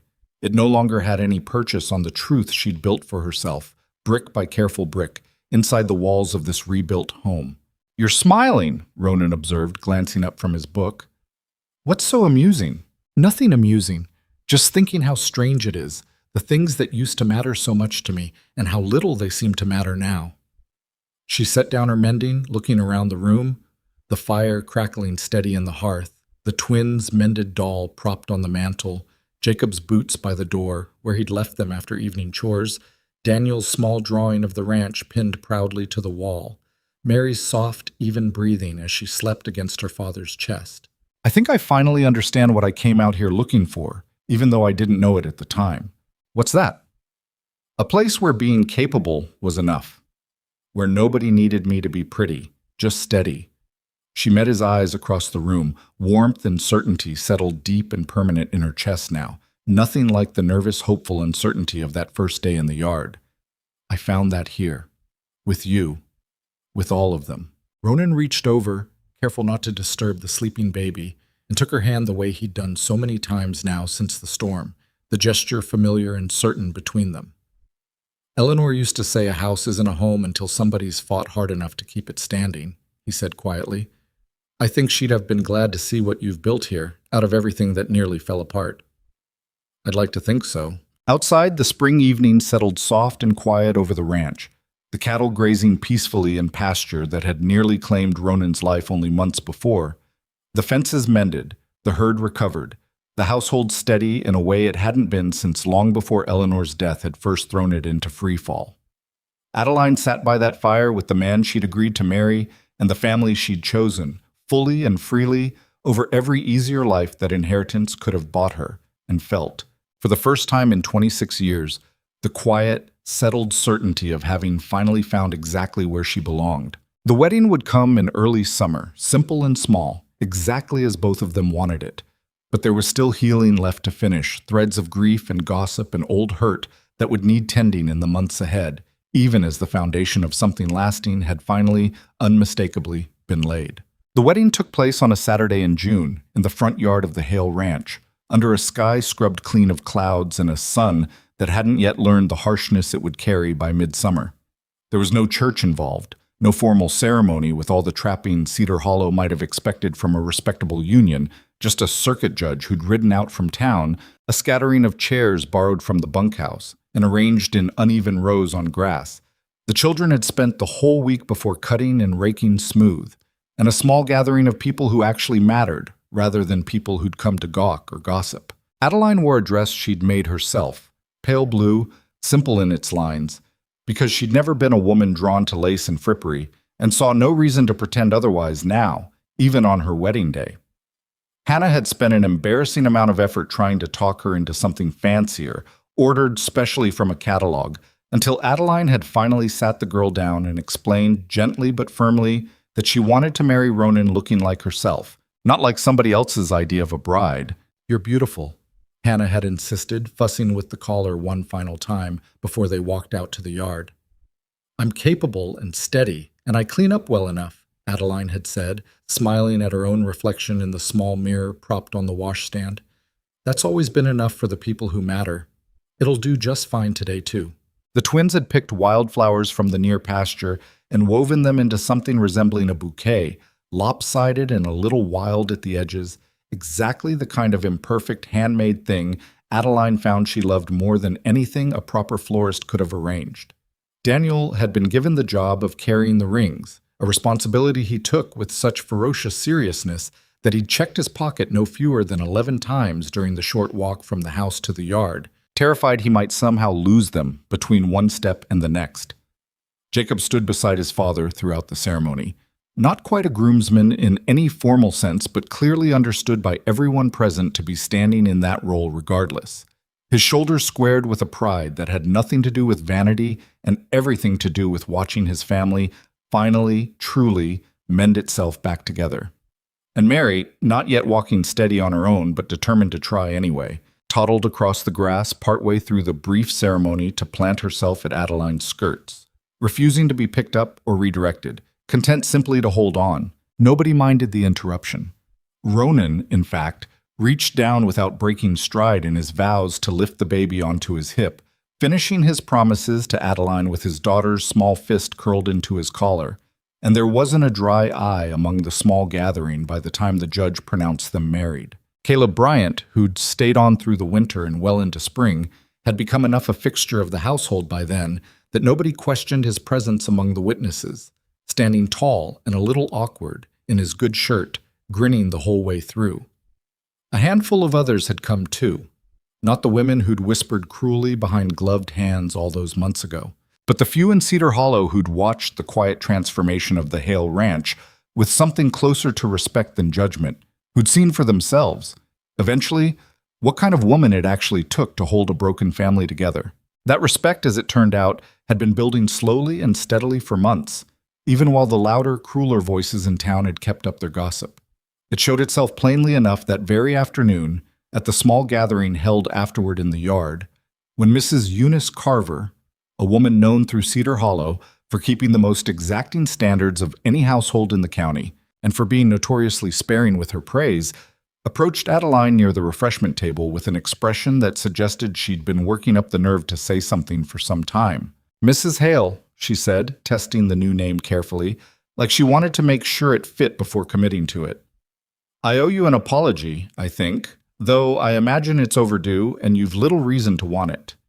Adeline kept her expression neutral, curious rather than guarded. "I'm not certain what for, Mrs. Carver. I said some unkind things this past winter about your suitability for this household, about your appearance, and what it might mean about Ronan Hale's judgment, bringing you out here." The older woman's mouth pressed into a thin, uncomfortable line, the words clearly costing her something to say aloud. "I've watched this ranch since Eleanor passed, same as everyone in town has. Watched it nearly fall apart, and then watched it come back together, piece by piece, in a way none of us expected. My own daughter mentioned, just last week, that Hannah Hayes Hale's become the steadiest, happiest girl in her whole circle of friends after being the saddest for the better part of a year." She met Adeline's eyes directly. "I judged you on your face, Mrs. Hale, because that's an easy, lazy thing to do, and it cost me nothing at the time to do it. But I've come to understand it cost you considerably, and I was wrong to add to that cost. I hope you'll accept my apology, even if it comes later than it ought to." Adeline considered the woman for a long moment, weighing the old hurt against the genuine discomfort plainly written across Mrs. Carver's face, and found, somewhat to her own surprise, that she didn't need to hold on to the grudge any longer than it took to hear the apology spoken honestly. "I accept it," she said simply. "We've all got room to grow, Mrs. Carver. I'm glad you found yours." It wasn't forgiveness offered easily, exactly. There had been too many sharp words, too many sideways glances, too many quiet humiliations endured in town squares and church socials for that.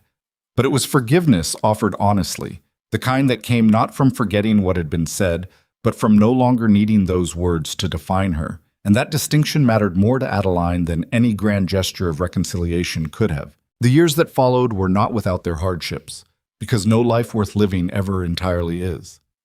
There was a dry summer 2 years into the marriage that tested the ranch's resilience nearly as hard as the blizzard had.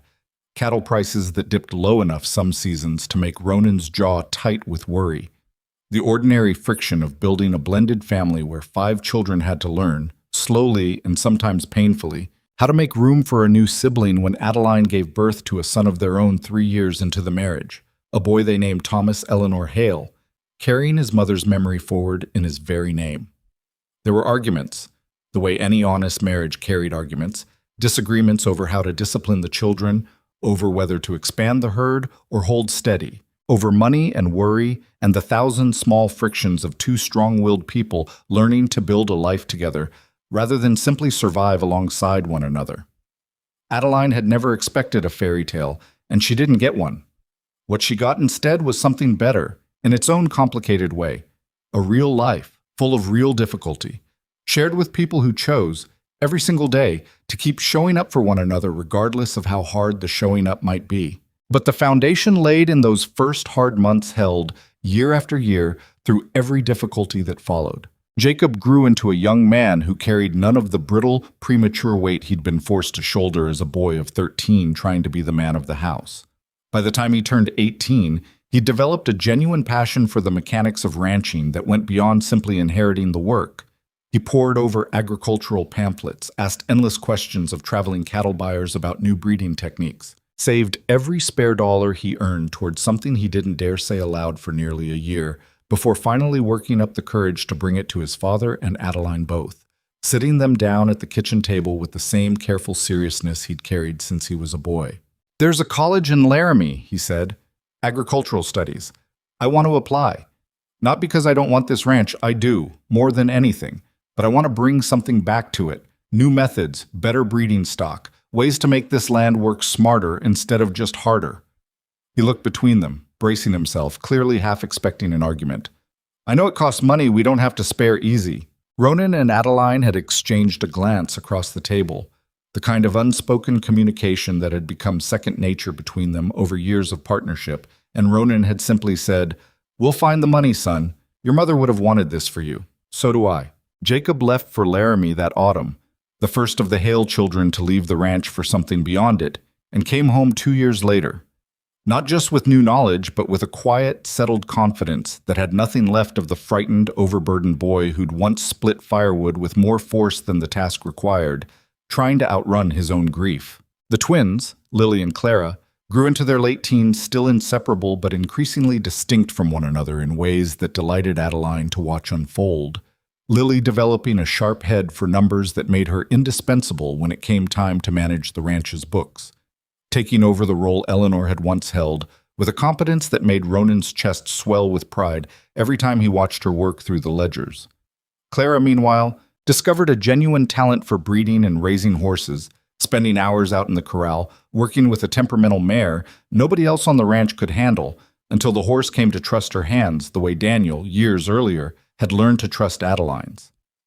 Together, the twins had begun, even before they reached 20, sketching out plans for expanding the ranch's operations, talk of a small horse breeding venture alongside the cattle, ideas for selling preserves and dairy at the Cedar Hollow market the way Adeline had once shown them, all those years ago, mending a one-eyed rag doll at her kitchen table. Daniel, the boy who'd once soaked his sheets in shame and flinched at raised voices, grew into the calmest, steadiest of all the Hale children, with none of the haunted watchfulness that had marked his early years.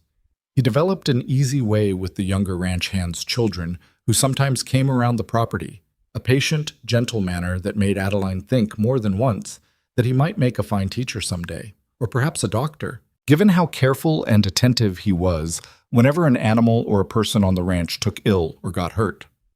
Whatever path he eventually chose, there was no longer any trace in him of the small, frightened boy who'd needed someone to wash his sheets before dawn, so he wouldn't have to carry the shame of them into morning light.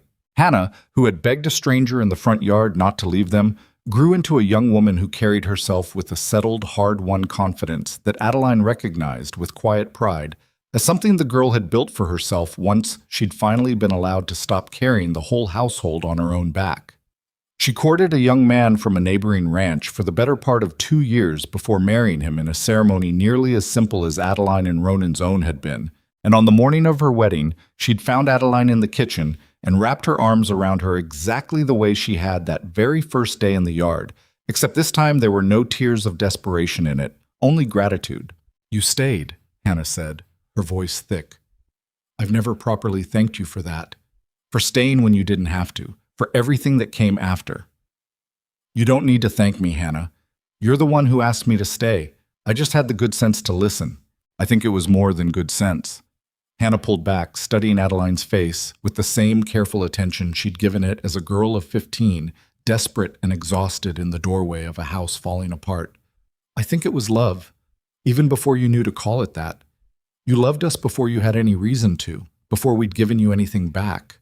Adeline hadn't trusted herself to answer that without crying, and so she'd simply pulled the young woman, she corrected herself, though some part of her would always see Hannah as that 15-year-old in the doorway, back into an embrace and let the moment speak for itself.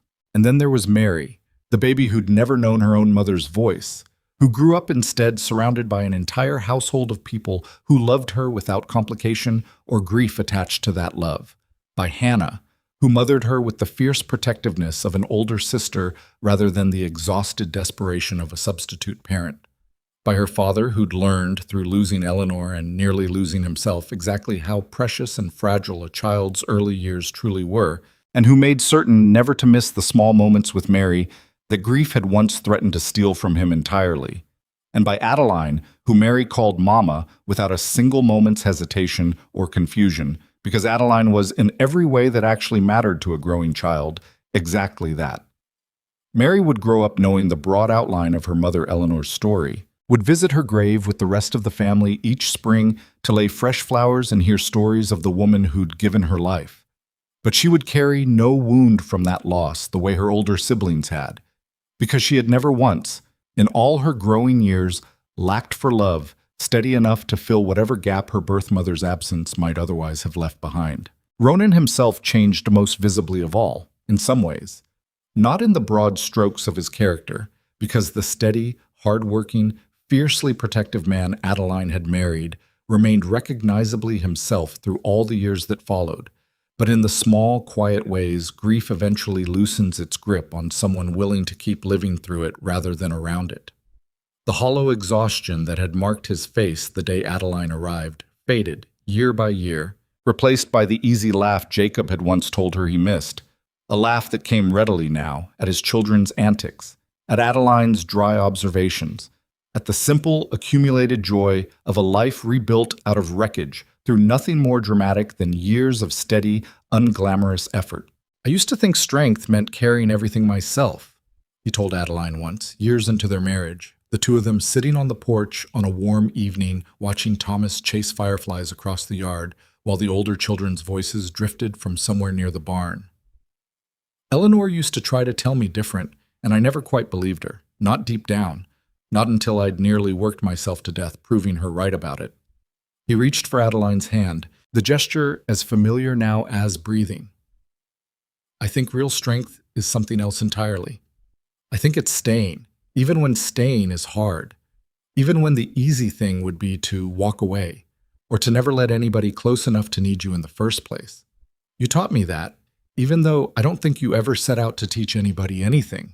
You just stayed and kept staying, day after day, until staying turned into something neither one of us has any interest in ever giving up." "I think you're more right than you know," Adeline said, watching Thomas trip over his own feet and pick himself back up without a single tear.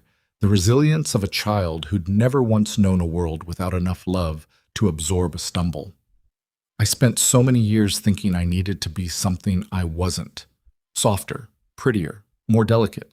Whatever it was people kept telling me I was missing. It took coming all the way out here, to a house falling apart with 5 grieving children in it, to understand that what people called missing in me was actually exactly what this family needed all along. Capable hands, a steady back, a willingness to stay when staying was hard." She squeezed his hand. "The world spent a long time telling me I wasn't enough, Ronan. You and these children are the ones who finally showed me I was always exactly enough. I just needed somewhere that actually needed what I had to give." The ranch itself flourished in ways that would have seemed impossible during that first desperate winter, back when Adeline had stood in a half-empty pantry, counting jars of moldering preserves and wondering what kind of household she'd walked into. By the time Jacob returned from Laramie with his agricultural training, the Hale Ranch had become one of the most respected and productive operations in the entire county, known not merely for the size of its herd or the quality of its land, but for something harder to quantify and rarer to find: a reputation for fairness and steadiness that drew good hands willing to work hard for an employer who treated them like people rather than simply labor. Caleb Bryant, who'd come on as a single hired hand during that desperate first autumn, eventually became foreman, married a young woman from Cedar Hollow, and raised his own children practically alongside the Hale family. The two households so thoroughly entwined by then that nobody in the county could quite remember a time before they'd been connected. The community around them changed too, slowly, the way communities do. Not through any single dramatic event, but through years of accumulated proof that quietly dismantled the old assumptions Cedar Hollow had once carried so casually. The same women who'd once whispered cruelly about Adeline's appearance at church socials came, eventually, to ask her advice on running their own households, on managing children through grief or hardship, on the particular, hard-won wisdom of a woman who'd built something lasting out of circumstances that might have broken someone less determined. Adeline never held the old cruelty against any of them too tightly, understanding, with the clarity that came from years of distance, that small towns often punished difference simply because difference was unfamiliar, and unfamiliarity made people uneasy. Not because the difference itself deserved punishing. What she came to believe, turning the whole long story over across the years that followed, was something simpler and truer than any lesson she could have articulated standing in that ranch yard the day she'd nearly turned around and walked away. She came to believe that the measure of a person was never found in the smoothness of their face or the softness of their hands, never found in how easily they fit some narrow idea of what a woman or a wife or a mother was supposed to look like. The measure of a person was found instead in what they did when somebody needed them, whether they stayed or whether they ran, whether they carried the weight or set it down on somebody else's shoulders and walked away clean. She had been told, for the better part of her life, that she wasn't quite enough for an easy life, and she had eventually come to understand that the easy life had simply never been the right measure for her at all. She had been built, all along, for exactly the kind of life she'd found: hard, demanding, full of other people's needs and other people's grief, and immeasurably, permanently rewarding because of it rather than despite it. Ronan, for his part, came to believe something equally simple, turning his own story over across the years of marriage that followed his recovery from that terrible winter night.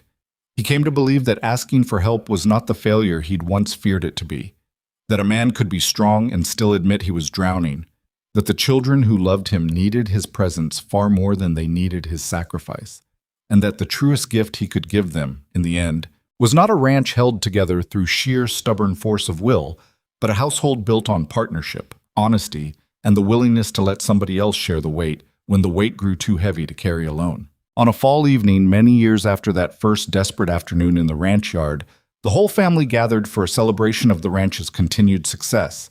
Jacob, married now himself, walking the property with his father, discussing breeding plans for the spring. Lily bent over the ledgers at the kitchen table, sharp and competent exactly as she'd grown to be. Clara out at the corral with the horses, her patient hands working magic on a new skittish colt.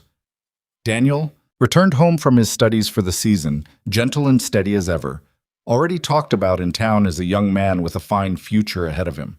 Hannah and her husband visiting with their own small daughter, who toddled across the same yard her mother once had, chasing fireflies the way Thomas used to. Mary, no longer a baby, but a bright, confident girl who'd never once doubted she was loved exactly as much as every other child in that sprawling, thriving family. And Thomas himself, growing tall and steady, carrying his mother's name forward into a future none of them could have imagined during that brutal first winter. Adeline stood on the porch that evening, watching all of it unfold below her. The laughter, the easy chaos of a large family gathered together, the lamplight spilling warm from windows that had once been streaked with dust and neglect, the fences mended and the barns sturdy, and the whole sprawling operation humming with the particular hard-earned vitality of something built carefully, year by year, out of grief and stubbornness and love, and felt Ronan's arm settle around her shoulders the way it had countless times before. "Any regrets?" he asked quietly. The old question between them now, asked occasionally over the years, always met with the same answer. "Not a single one," she said, exactly as she always did, watching their children and grandchildren fill the yard below with noise and light. "I came out here answering an advertisement for honest work, expecting nothing more than a paycheck and a roof. I found a family instead. I found you. I found out finally, after 26 years of being told I wasn't quite enough for anything easy, that I was always exactly enough for something far better than easy." Ronan pressed a kiss to her temple, the gesture as familiar and certain as it had ever been, and together they watched the evening settle gold and quiet over a ranch that had nearly fallen apart once, in a winter that felt impossibly distant now, and had instead become something neither of them could have imagined that first desperate day. Not merely survived, but flourished, every wound long since healed, every fractured piece of that grieving household finally, permanently, whole.